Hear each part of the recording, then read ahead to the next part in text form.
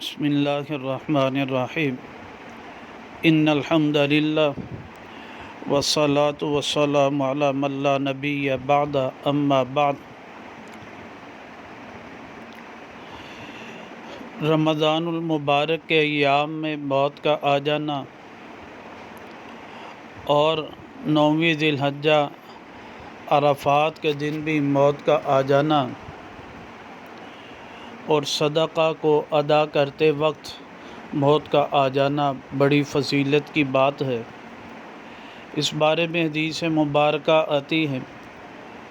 اس حدیث مبارکہ کو علامہ جلال الدین سیوطی رحمۃ اللہ علیہ نے اپنی کتاب شرح الصدور کے باب احسن الاوقات للموت صفحہ نمبر 298 پر ذکر فرمائی۔ راوی حضرت عبداللہ بن مسعود رضی اللہ تعالیٰ عنہ ہیں کہ قال رسول اللہ صلی اللہ علیہ وسلم من وافق موتہ، وہ شخص کہ جس کی موت رمضان کو ادا کرنے کے وقت واقع ہو جائے، دخل الجنہ، وہ جنت میں داخل ہوگا۔ ومن وافق موتہ عند انقضاء عرفہ دخل الجنہ، اور جس شخص کو موت آ جائے عرفہ کے ادا کرتے وقت جو ہے دخل الجنہ، تو وہ بھی جنت میں داخل ہوگا۔